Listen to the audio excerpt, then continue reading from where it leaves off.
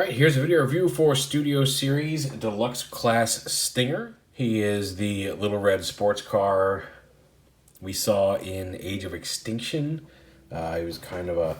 Bumblebee was jealous of him and kind of patterned his new robot mode off of him, but not his new vehicle mode, because obviously Bumblebee didn't look like this.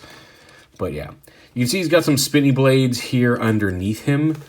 Two of which hang out on the sides just because that's where they had them pegged in. These two are pegged into the actual armature that they will stay on in robot mode, although the instructions do say to remove them to transform him. I'm going to see if I can leave them on. These two are just pegged into the backs of his arms. Which I guess you could have him peg in there in his robot mode as well if you wanted to have him kind of hold a weapon. But anyway, so pop those two off.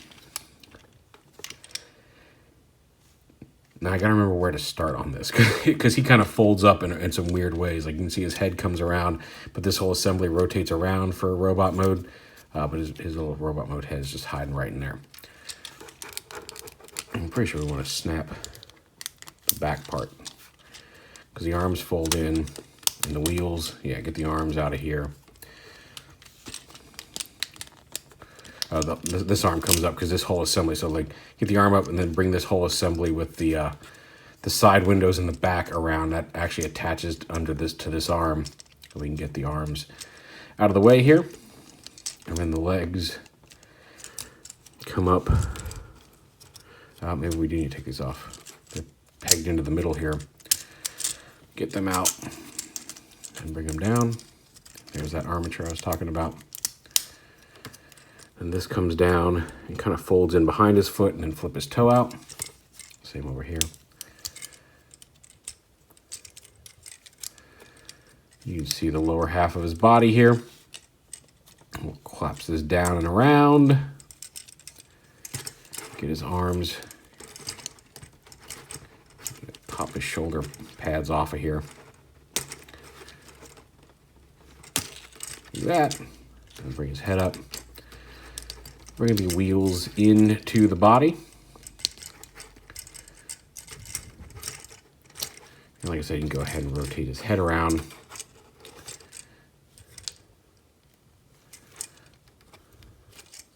Oh wait, how does this work?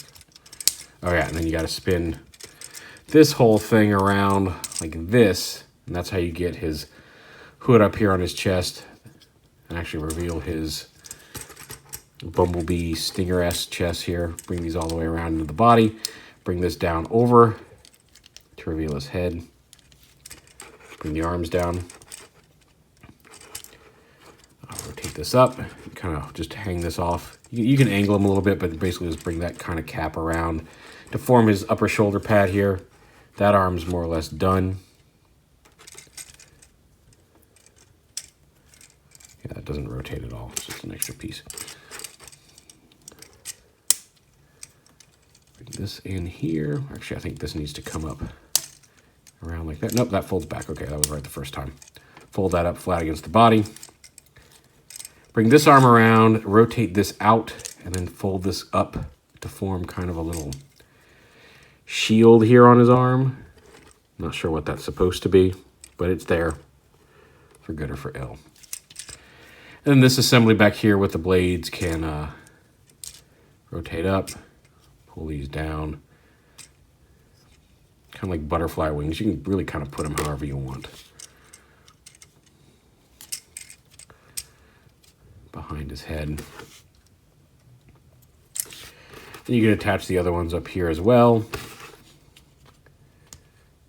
And like I said, you can have them set like that. So they're kind of wider around the top. You can rotate it around and have the wider ones at the top and have these fold down. More like Bumblebee wings here. But however you slice it, he's just got some saw blades on his back. And like I said, if you want to, here are the pegs you peg them on to in vehicle mode. So if you wanted to make it look like he was about to throw one, you could peg one on there.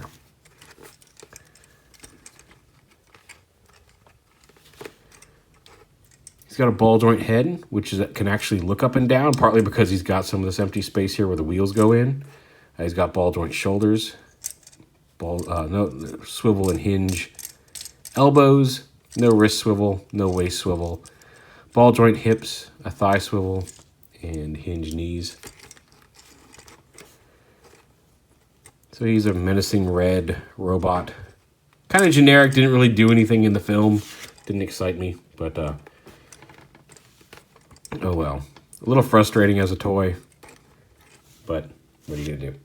He comes with the big attack in big battle in China backdrop for him. Again, the same one we've seen before.